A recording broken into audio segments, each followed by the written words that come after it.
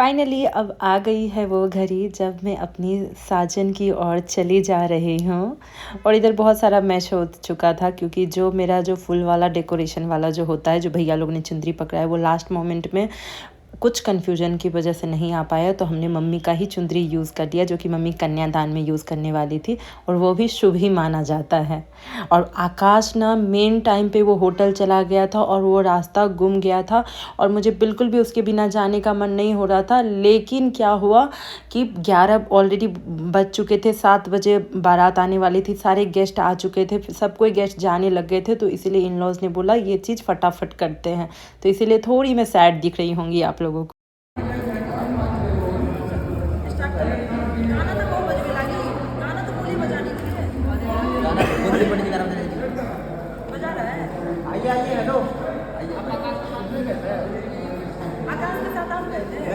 अंकुर का नंबर पता लगा ही नहीं।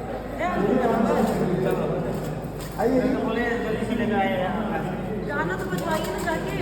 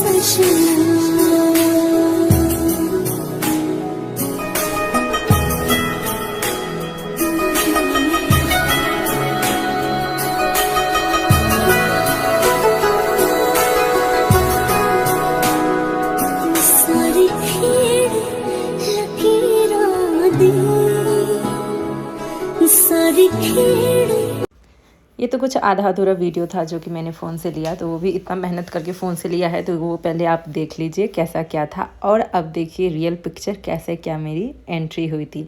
और एडिटेड वीडियो तो अभी भी नहीं आई है, ये सब बल्क वीडियो है जो मैंने डम फाइल ले लिया है, क्योंकि मुझे आप लोगों को पहले अपडेट करना है, क्योंकि अभी बहुत टाइम है कैसेट आने में, मतलब वो जो शादी की वीडियो आने में। तो अब देखिए कि मेरा जयमाला कैसे हुआ।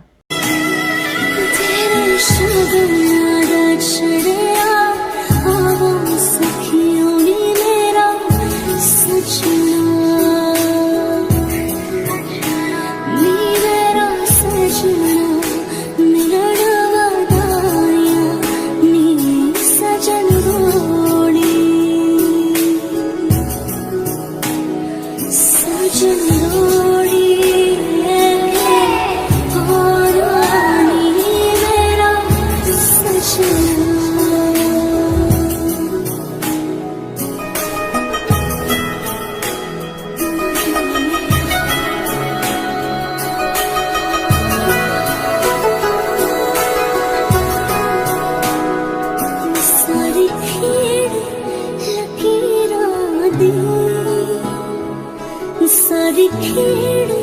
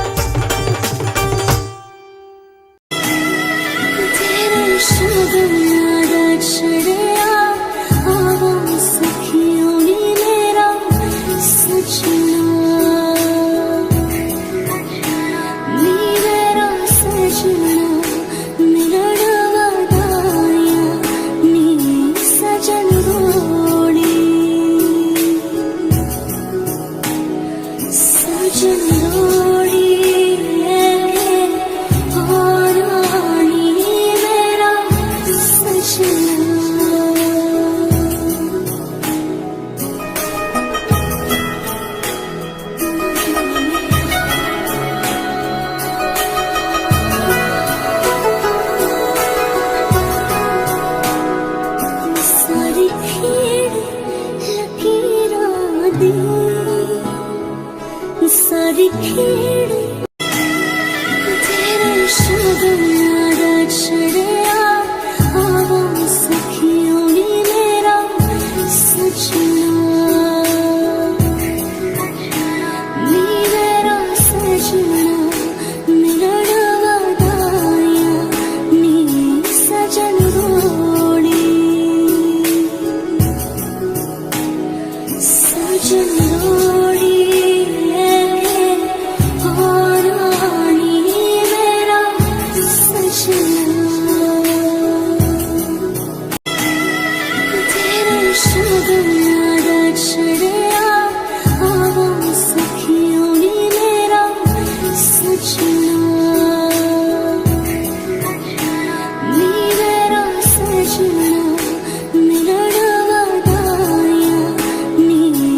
और यहाँ जैसे ही मेरी एंट्री हुई आकाश की भी एंट्री हो गई और प्रतीश को इतनी हड़बड़ी थी माला पहनाने की। फिर उनके बड़े भैया ने बोला रुक जाने के लिए, और बैकग्राउंड में बहुत अच्छा म्यूज़िक बज रहा था ना, तो इसीलिए मैंने म्यूट कर दिया है, नहीं तो गाना तो बहुत अच्छा था। यहाँ पर जैसे मैं उसको पहनाने लगी वो उसको ना उनके जीजा जी ने उठा लिया जो यूएस से आए थे, तो मैंने भी कर लिया, जाओ भाई तुम उठो हवा में उड़ो, मैं तो गई बैठने, जब तक तुम ज़मीन पे नहीं आओगे तब तक मैं तुम्हें माला नहीं पहनाने वाली। आकाश का हंस हंस के पागल हो रहा था वो तो, फिर वो जल्दबाजी कर रहा था कि मैं पहनाऊंगा, तो फाइनली मैंने, अब वो बोला अब मैं नहीं झुकूंगा, भाई उतनी भी कम हाइट तो है नहीं मेरी। फिर उसने मुझे पहनाया, फिर मैं अभी कहाँ रुकने वाली थी, मुझे भी आकाश ने पीछे खींच खींच के परेशान किया। उसको 2-3 बार परेशान करने के बाद वो बोल रहा था क्या मैं बैठ जाऊँ, मैंने बोला बैठ जा। फिर ना परेशान करते हुए बहुत लेट होते हुए अच्छी लड़की की तरह मैंने माला पहन लिया।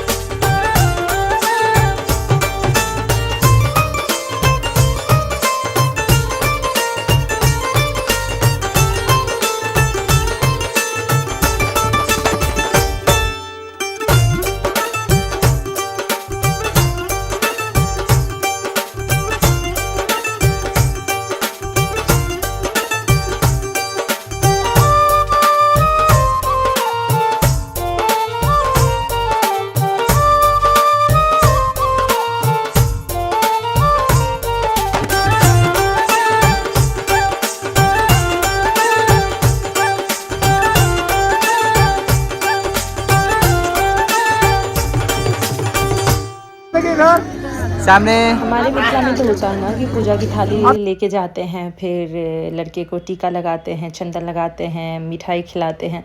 तो ये सब चीज़ मैं भी करने वाली थी, बट हुआ क्या, हम घर पे ही पूजा वाली थाली भूल गए, क्योंकि बहन की शादी में, भाई की शादी में सब कुछ मैंने किया था। यहाँ पे बहन का भी 2-2 बच्चा, भैया का भी 2-2 बच्चा, इतनी हड़बड़ी में मैं लेट से आई तो हम भूल गए। तो फिर मम्मी ने क्या किया, वहीं पे जो बना हुआ था जलेबी, तो उसी में से मम्मी ने बोला कि दोनों को एक दूसरे का मुंह मीठा कर लो। तो ये है मेरे सास ससुर और ये है मेरे चचिया सास ससुर और भी बहुत कोई है, मैं आपको बता नहीं सकती। फिर सानी ना बहुत गुस्सा हो गई थी क्योंकि उसको ना बरमाला टाइम में शायद किसी ने रोक लिया था या फिर वो कहीं चली गई थी, तो वो आके ना प्रतीश की गोदी में बैठ गई, क्योंकि ना प्रतीश ने उसको घोड़ा पे बिठाया था।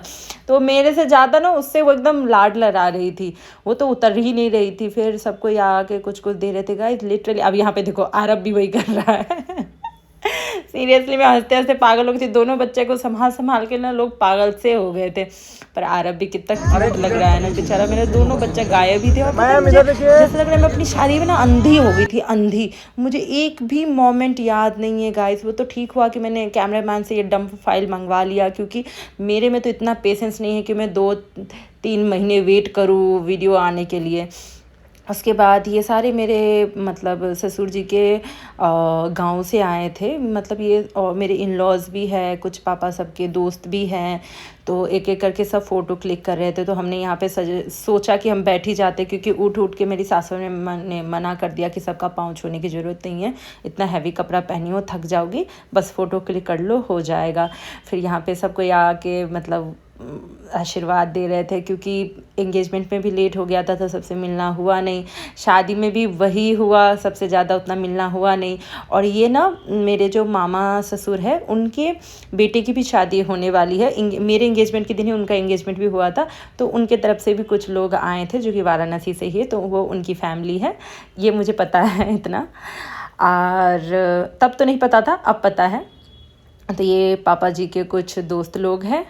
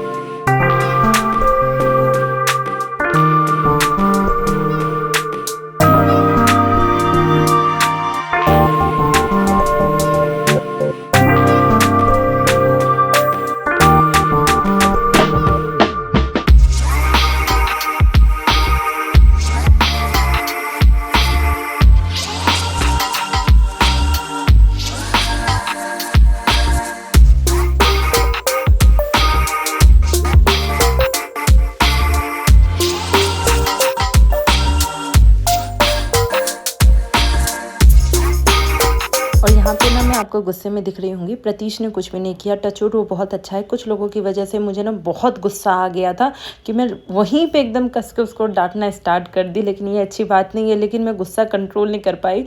और यहाँ पे मुझे ना सानी भी चुप करवा रही है कि छोड़ दो फूफा जी, समझ गया। अब आई मेरी नानी सबका टर्न, क्योंकि बहुत लोग आए थे, 2000+ लोग थे यार। सबके साथ फ़ोटो क्लिक करते करते लिटरली मुंह और कमर दोनों दर्द हो गया था। मुंह हंसते और कमर मतलब उठ के प्रणाम करते वरते ही, और इतना हेवी कपड़ा पहन के, ओ माय गॉड।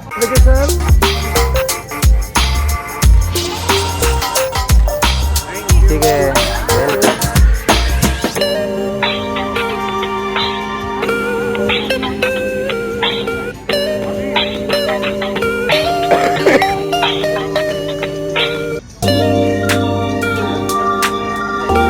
जिनको पता नहीं है मैं बता दूँ, ये मेरे भैया भाभी है और ये उनकी बड़ी बेटी दीपशिखा है। छोटी बेटी सो गई थी क्योंकि वो सिर्फ 10th मंथ की है। और देखो ये कितनी बदमाश है, एक बार भी फ़ोटो पे पोज नहीं किया है। फिर उसके बाद आते हैं मेरे दीदी जीजा जी, और मेरा आरब भी पता नहीं सो गया, और मेरा आदित्य भी बहुत छोटा है, 6 महीने का, शायद वो भी सो गया। इसीलिए दोनों इतने परेशान थे। काफ़ी दीदी जीजा जी अच्छे लग रहे हैं ना, और हम लोग बहुत ही कॉमेडी कर रहे थे, लेकिन ये बैकग्राउंड में म्यूज़िक चल रहा है ना, तो कॉपीराइट की वजह से हमने ना इसको अभी हटा दिया है। और ये है मेरे मम्मी पापा। मेरी मम्मी कितनी प्यारी लग रही है ना, बेचारी। मेरे मम्मी पापा दोनों व्रत पे थे, तो इसलिए भी थोड़ा उन लोगों का वो हो गया है, और लेट काफ़ी हो गया था। ऐसा ही होता है जब आप कन्यादान करो तो सुबह से रात तक आपको लग ही जाता है। मम्मी पापा ने तो सुबह भी कुछ भी नहीं खाया। और ये नेपाल से आए थे मेरे भैया भाभी, वो हैं। उसके बाद आकाश पता नहीं कहाँ चला गया गाइज़, वो तो फ़ोटो में ही नहीं था। फिर आए मामा मामी, ये मेरे मामा मामी हैं, और तब मैंने आपको दिखा दिया था वो मेरी नानी थी। और लिटरली आकाश मेरे को समझ में नहीं आया वो चला कहाँ गया। पहले एंट्री टाइम में भी गायब, फ़ोटो टाइम में भी गायब। ये लड़का को ना मार लगेगा। फिर यहाँ पे सब प्रतीश को शगुन वगैरह दे रहे थे, मतलब हमारे में होता है जो भी आते हैं शगुन देते हैं। फिर मैंने बोला कि तुम ही रख लो, वो ना सबके सामने मुझे दे रहा था। मैंने बोला कि मेरे को मत दो, तुम रखो। फिर ये है प्रतीश के बड़े मामा मामी और उनकी बेटी और उनके दामाद जो कि यूएस से आए थे। फिर उन लोगों के साथ भी हमने बातें की। उतनी बातें तो हो नहीं पाई, आप लोगों को भी पता है शादी में उतनी बातें हो नहीं पाती हैं। फिर उसके बाद फाइनली याद आया कि हमने मेरे इन लॉज़ फैमिली के साथ तो हमने पिक्चर क्लिक ही नहीं करवाया।